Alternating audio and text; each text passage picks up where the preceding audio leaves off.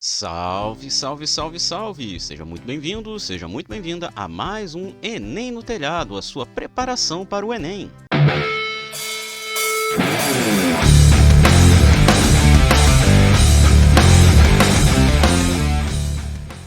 E hoje nós vamos estar falando sobre hidroestática. Estamos nos aproximando do Enem e estamos terminando o conteúdo propriamente dito. Então, hoje a gente vai estar falando aí sobre hidroestática. Lembrando que a gente já tem vídeo aqui no canal falando de outras áreas de conhecimento. E agora nós estamos falando sobre hidroestática. Fala também um pouquinho sobre hidrodinâmica. Então, pega seu material de estudos e vamos estudar. Pois bem, hoje nós vamos dar início ao nosso estudo sobre hidroestática e hidrodinâmica, né? Vou até me diminuir aqui um pouco e aqui pro lado, pronto. Eu acho que eu estou pro lado demais. Melhorou. Melhorou. Bom, hoje nós vamos dar início ao nosso estudo sobre hidroestática e hidrodinâmica eventualmente, tá? Então, vamos lá.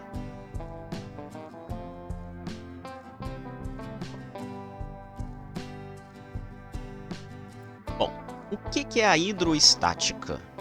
A hidroestática, ela vai ser, na verdade, o estudo de fluidos em repouso.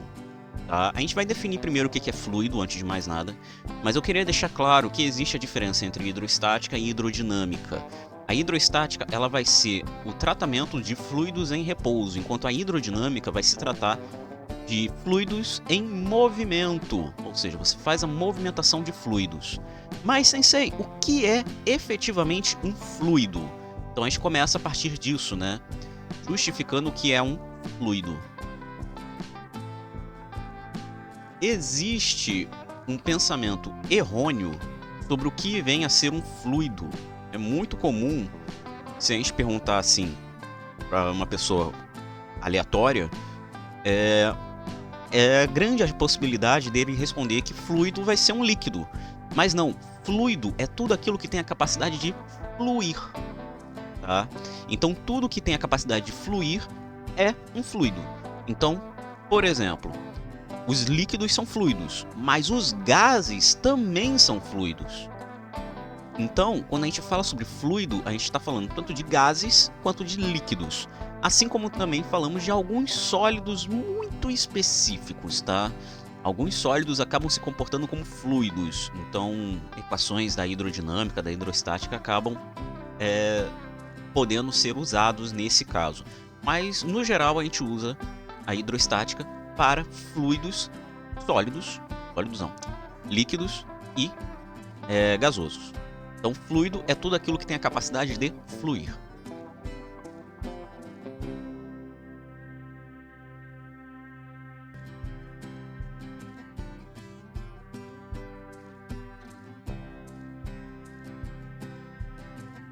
Então, a gente tem que ter em mente aqui que não é apenas líquidos que a gente fala sobre fluido, mas sim líquidos e gases, ok?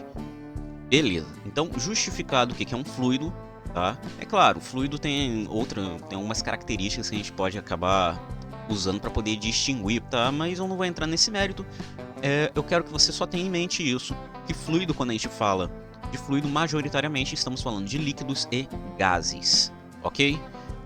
Se a gente for falar de fluidos utilizando sólidos, aí é outra história. Beleza? Ok. Então, sabemos aqui o que é um fluido. Prosseguimos então, dentro do estudo da hidroestática, como eu falei, vai ser justamente os fluidos em repouso. Nós temos que falar de um conceito fundamental. São dois conceitos muito fundamentais dentro da hidroestática e da hidrodinâmica que a gente tem que ter em mente. O primeiro conceito é o conceito de pressão. Na live em que eu falo sobre a termodinâmica, eu explico sobre pressão, inclusive tem vídeo aqui no canal em que eu falo sobre pressão, tá? Vou deixar no card destacado. E a pressão, ela nada mais é do que uma relação entre força e área, tá? Quando a gente fala sobre pressão, a gente está falando sobre a quantidade de força que determinado determinadas partículas fazem em uma certa área.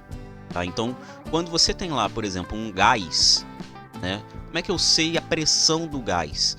É uma média ali, basicamente, da força que as moléculas daquele gás fazem na parede do recipiente, que tem uma determinada área. Então, quando você faz essa relação entre força e área, você encontra a pressão, que é uma grandeza escalar, ou seja, você não consegue representar a pressão na forma de vetor. Isso tem que deixar bem claro, tá? A pressão é uma grandeza escalar, tanto que a gente usa um módulo da força para poder calcular a pressão. Beleza? Ok.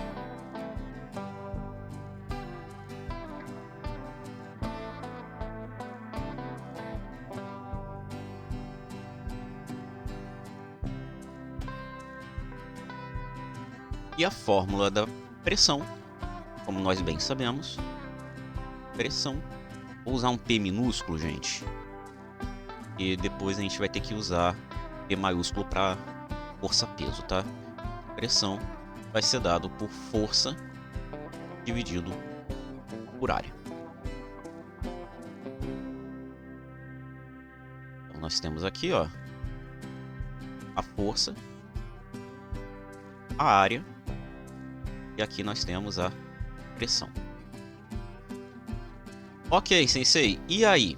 Você falou que tem dois conceitos muito importantes para a gente estudar hidrostática e hidrodinâmica. Você falou da pressão. Qual seria o segundo conceito? O segundo conceito é o conceito de densidade. Tá? O conceito de densidade é um conceito bem importante porque relaciona a quantidade de matéria que cabe em determinado volume. Tá? Então perceba que tanto a pressão quanto a densidade são relações que envolvem geometria, né? A pressão tem uma área envolvida, né? Você está trabalhando aqui com uma área envolvida, e a densidade você vai estar trabalhando com um volume, tá? E a lógica vai ser basicamente a mesma aqui com relação à pressão, tá? A pressão a gente pode encarar como a quantidade de força por área, né? Quanto de força eu consigo aplicar em uma determinada área. Enquanto a densidade seria a quantidade de matéria por volume no espaço, né? Quanto de matéria cabe em um determinado volume.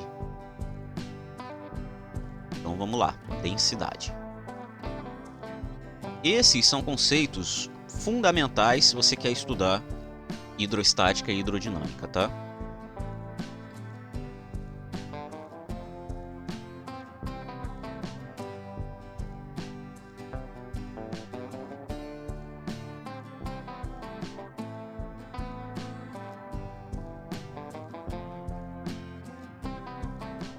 E nós temos justamente que a densidade ela vai ser dada de, ou melhor, vamos usar a letra grega ρ, tá? A gente pode usar D, pode usar ρ, mas eu vou usar a letra ρ, tá? A letra grega ρ, porque é mais comum da gente encontrar. O igual a M sobre V. Então nós temos aqui a massa. E aqui nós temos o volume. E é claro, a densidade.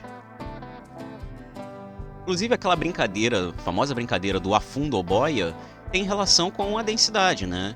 Um corpo, ele só vai boiar em outro se ele tiver uma densidade menor do que o fluido que ele está imerso, né?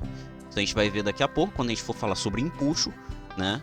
Então, cara, a densidade ela é bem interessante nesse ponto, ok?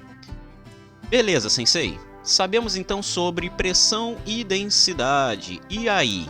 Acabou? Bom, esses aqui são os princípios básicos, né? A gente pode utilizar esses dois princípios para poder determinar as outras coisas dentro da hidrostática. Mas aí a gente tem que ir mais a fundo nesse estudo. Bom, se a gente está falando sobre hidrostática, é inevitável a gente falar sobre a questão da pressão em um fluido, tá? Porque se a gente fala sobre pressão, a pressão ela vai ser justamente essa relação entre a força que essas moléculas fazem em uma determinada área. Isso quer dizer que se a gente pega um fluido qualquer, tipo ar, tipo a água, né, a gente pode falar sobre a pressão interna ou seja, a força que essas moléculas fazem em uma determinada área interna a esse próprio fluido, né?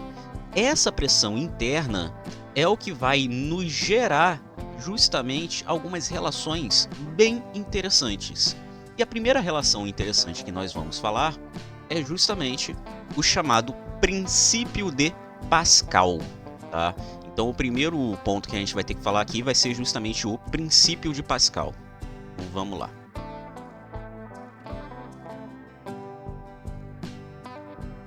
O que é o princípio de Pascal? O princípio de Pascal ele vai ser justamente uma relação entre pressões em um fluido, tá? Como essas pressões se comportam dentro de um determinado fluido, ok? Então vamos analisar isso. Eu vou fazer um exemplo aqui.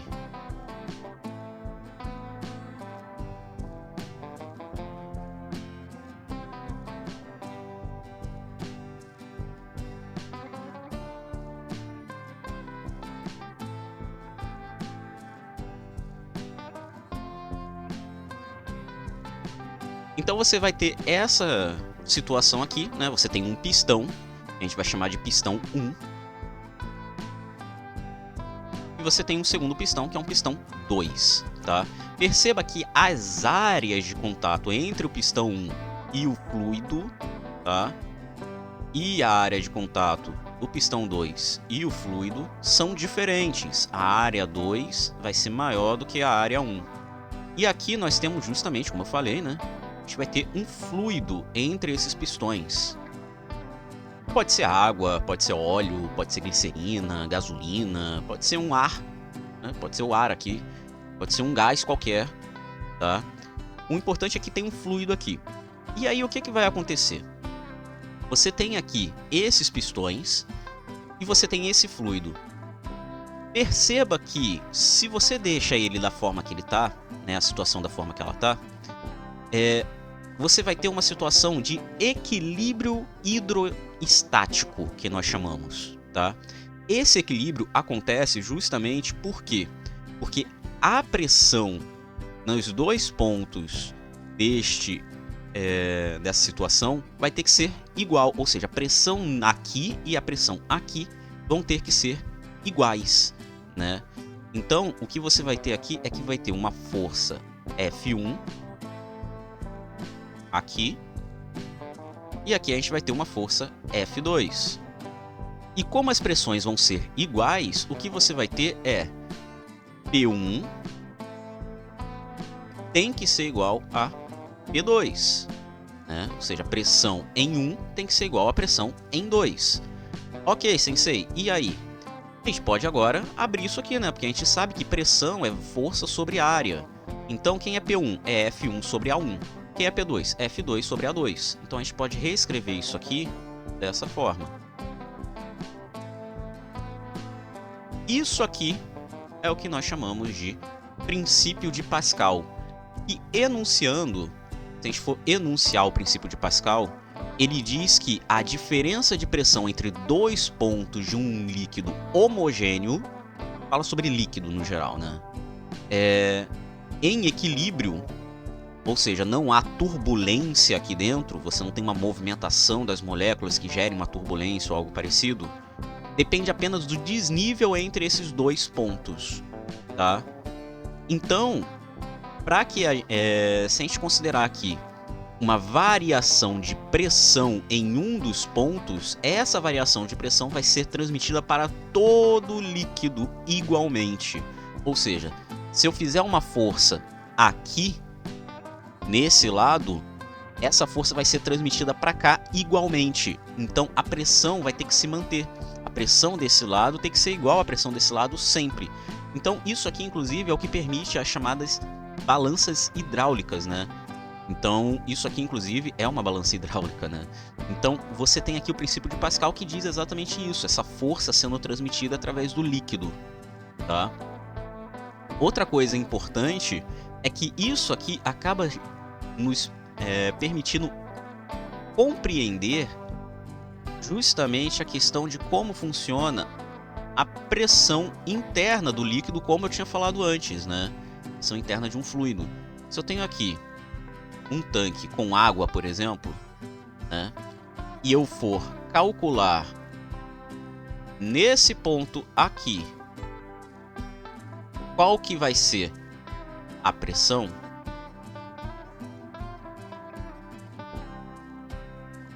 eu vou encontrar uma determinada pressão, certo? Vai ser a força que esse líquido faz sobre este ponto. Agora, se eu pego um outro ponto na mesma altura, só que diferente, ou seja, ele vai estar aqui agora, essa pressão, vou chamar de pelinha, a gente poderia calcular também e vamos ver que vai ser exatamente a mesma. Isso quer dizer que a pressão ela vai depender exclusivamente da quantidade de matéria que vai estar cercando aquele objeto, né? Aquele ponto. Então, se você parar para perceber, a pressão aqui ela vai estar, na verdade, relacionada com a quantidade de matéria acima deste ponto. Assim como a quantidade de matéria acima deste ponto. E essa quantidade de matéria, perceba que vai ser exatamente a mesma, por conta de uma altura H, né? Então, o que você vai ter aqui é que a pressão em profundidades iguais vai ser sempre a mesma. Então, se a gente está trabalhando a essa profundidade, a pressão é uma. Se a gente vai a outra profundidade, a pressão é outra. A outra profundidade, a pressão é outra. E assim por diante. Mas tudo na mesma faixa. Então você sempre vai ter aqui a pressões iguais a profundidades iguais. Isso é muito importante para a gente conseguir compreender mais para frente como funciona a questão do empuxo. E é isso, essa foi a nossa aula de hoje. Espero que você tenha gostado, espero que você tenha curtido. A gente deu ali uma boa olhada assim, no começo de hidrostática. Próxima aula vai ser a última de hidrostática, basicamente, porque não é um conteúdo muito extenso, né? É um conteúdo realmente que cai bastante no Enem, mas que ele não é muito extenso e ele só requer um pouco mais de atenção em algumas coisas, tá? Então, essa foi a videoaula de hoje.